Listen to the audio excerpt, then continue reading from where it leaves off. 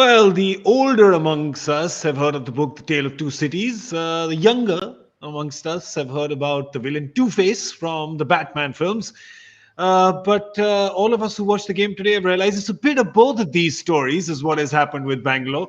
90 for no wickets at the end of the first 10, and then 66 for 6 wickets in the back 10. That's right. A tale of two games. Is it a tale of two pitches? A tale of two different approaches? What exactly was it? Bangalore's finished with 156 for 6 after a blazing start, 90 for no loss at the end of the first 10. But of course, this is where they have landed. You're watching Cricbuzz live in association with our fantasy partner, My 11 Circle. I'm Gaurav Kapur, with me Harsha Bhogle and Michael Vaughan. A tale of two cities then, was it, Michael? Yeah, you can see the sun shining in the UK. Can you see that? We get sunshine in September. I was talking here. about the Batman films. You've got some real Christopher Nolan kind of lighting across you right now. Yeah, it's surprising for me that we've got some sunshine in September. Yeah, I mean, let's just see how the pitch panned out. We'll get an indication quite quickly whether the pitch has slowed up and it started to kind of grip with those slow balls. The two seamers in Thakur and Bravo were outstanding, 5 wickets between them. Bravo in particular just going for 24 with his variations. That slow ball that's dipping on the batter is a tremendous delivery. But at 90 for naught after 10, only 45 in the last 7 overs for RCB, you've got to fancy that the 30 or 40 light from the position that they got themselves in. They're going to have to bowl field. The captain Virat's going to have to be at his best because I think they're a little bit light. Yeah, Harsha, I mean, we say Two-Face, the Batman villain, two-paced perhaps this wicket. Padikkal has suggested that after the game. Perhaps, but you have no idea how overjoyed I was that when you said the older people would know Tale of Two Cities, and you went to Michael for that, and that pleased me enormously. I must say that up front. I thought I only come to you for the millennial pop culture references, Harsha. There we go. I think we'll know in the first 7 or 8 overs whether Padikkal and Kohli have played a fantastic innings or whether they've let their side down. Because at 10 overs, they're 90. The next 5 overs, they only make 28. Yeah. That's it. Just 28 runs in the next 5 overs, 10 wickets in hand. On any surface, that's grossly under par. So we'll know quickly whether the 90 for no loss was an astonishing achievement, whether the track's actually gone slow. Because if it hasn't, I know Padikkal said it's 2 pace, but they were the 2 batsmen who were set. Yeah. I think that 20-25 short. I mean, I thought at one point they're going to be 34 short. But if it is indeed 2-paced, then they're probably about 20 short. Yeah, because and they made our guesses look absolute rubbish because we were 175 and 180 plus, and Michael was at 190. But Michael, to be fair, when we came for the combox at the end of the 10th over, it was looking like we'd all look silly on the lower side, that they go way beyond 200. So they've really have they just got derailed, or did Chennai manage to put the brakes on? Oh, a bit of both. I think Chennai were excellent, particularly those two seamers I mentioned. I thought they bowled with great skill and variation. They weren't, consistent for the batters to hit. But, let's be honest, a pitch doesn't change that much from the 10th over to the 20th over. It can't be that it suddenly went from being a good pitch where you get 90 for naught to suddenly being a 2-pace pitch. It's either a 2-pace pitch at the start or it's not in T20 cricket. Even if it is the pitcher, they certainly should have got 180. They certainly got to that. They should have got to that position. Just a little bit of maybe the confidence element in the RCB team. When you're a team that's just been balled out for 92, it doesn't take too much to go back to that kind of negative mindset when you lose a couple of wickets.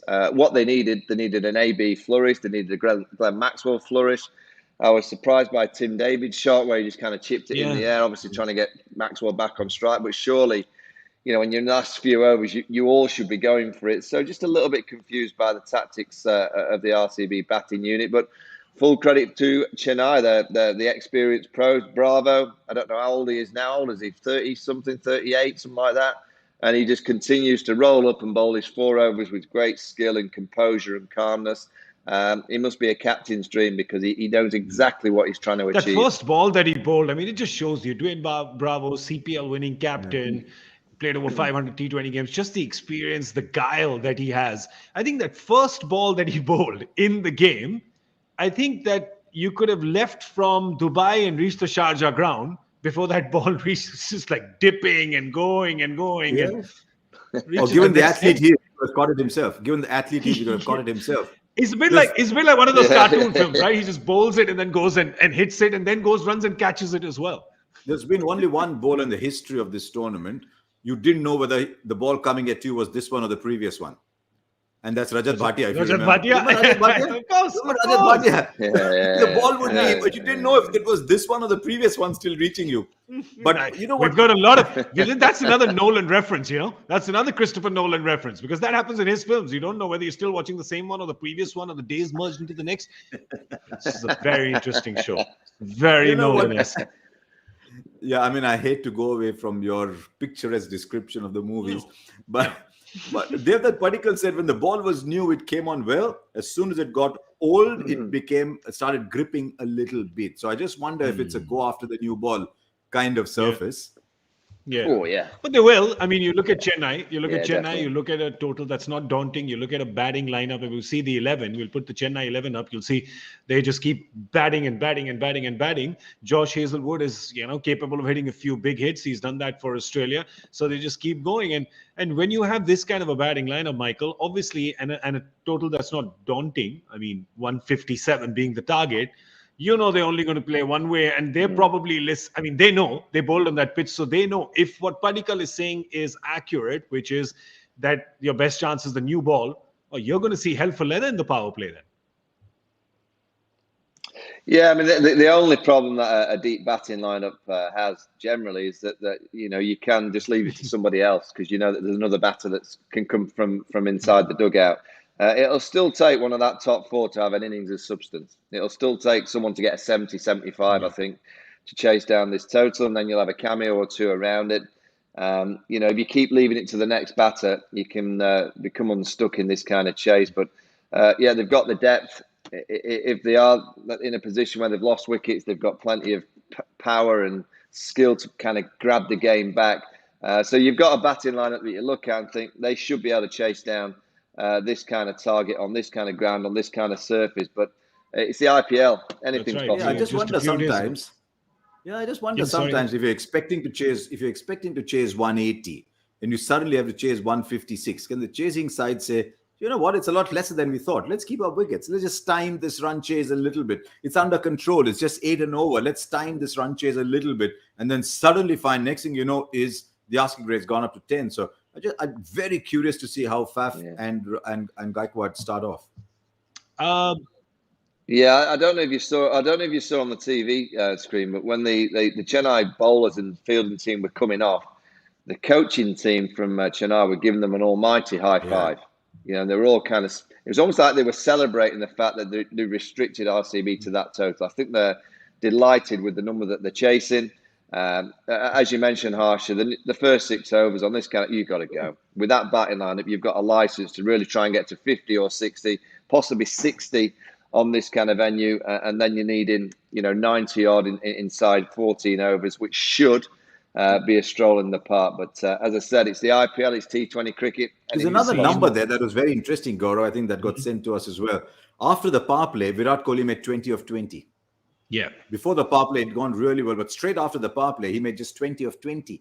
And here is someone who plays the ones and twos as well as anybody else in the world has ever played. It is an upside down universe because usually that's how he used to start. If you remember, that's how he used to start. And that's how, and now so I'm telling you, it's a Nolan universe. Everything is upside down now. Everything is upside down. But of course, I'm trying to get upside down. Sorry. Don't do it. You've been doing a lot of calisthenics today. Don't do it, right? Don't do it.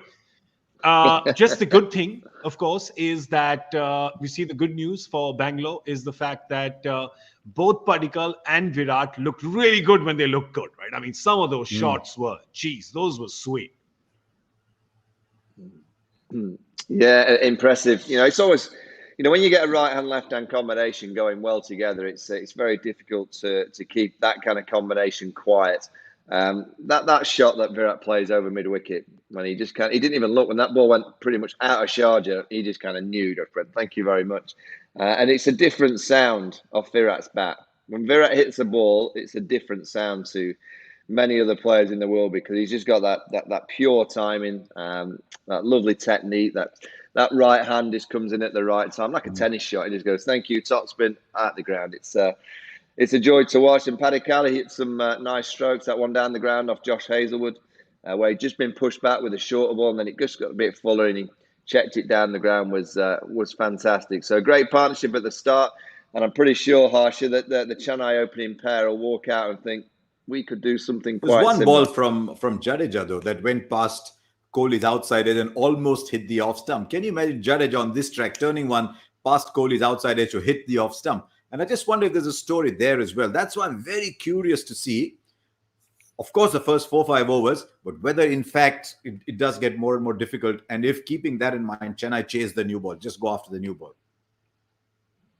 Yeah, well, it'll be dew, won't it? The dew will be the key. If the dew comes down, like MS Dhoni said at the toss, that could be a deciding factor. If the dew goes, and doesn't arrive, well, the spinners are going to have a nice opportunity on this kind of surface now.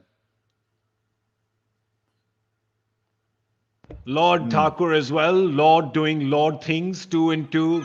Just love it. Just love I it. thought it was I was laughing I at thought it you. was another Christopher Nolan thing. I thought you were some kind of. It's just. Yeah, I thought you had someone like something inside you. But I couldn't hear you. I thought I'll just send my sound later and send the light first. But there we are. We're back.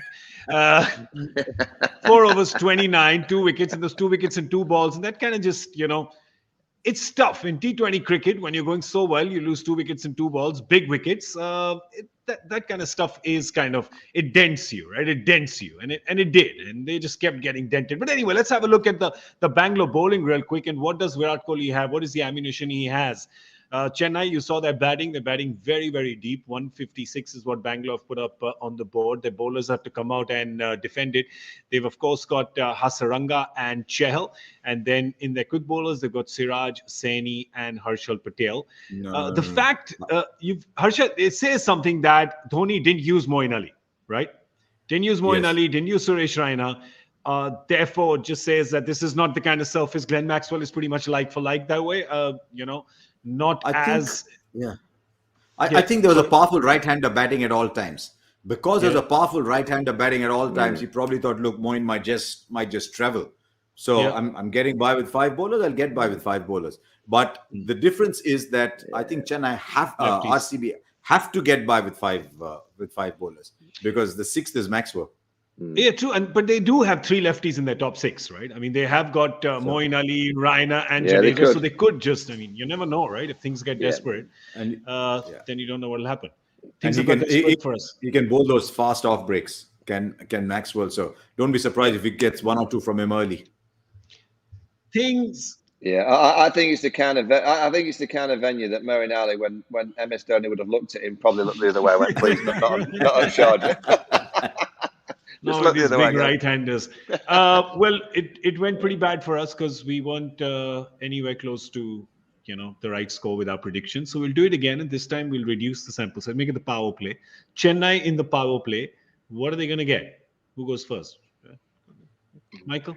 53. 53. I'll go 53. I'll go 40. I'll go 48. 48, 53. I'll go 56.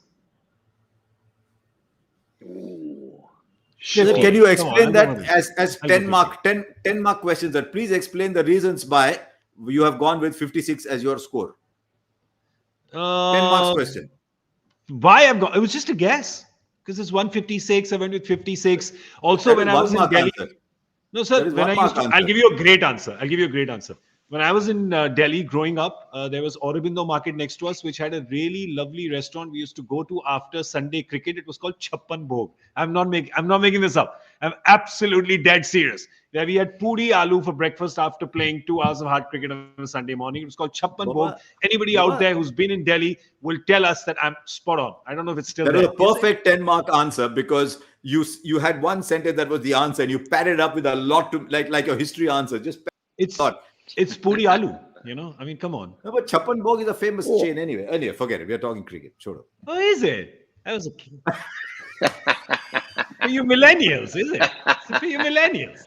Yeah, I tell you, I don't know anything about pop culture, but we'll come back and discuss that and a lot more. We will, of course, be coming back at the end of the 10th over with the Cricbuzz Combox. It's going to be Harsha and me because Michael's apparently roasting some stuff in his big pizza oven out on his sunny day. I am. Show off. So yeah, we'll just let him be. Yeah, still let sunny. him be. And I really hope it rains later. But we're going to go. Goodbye. I'm We've off. already had a sandstorm today. No more storms. All right. So thank you so much. You were watching Cricbuzz Live in association with our fantasy partner, My 11th Circle. This is Michael Vaughan, Harsha Bhogle, and Gaurav Kapur signing off for now.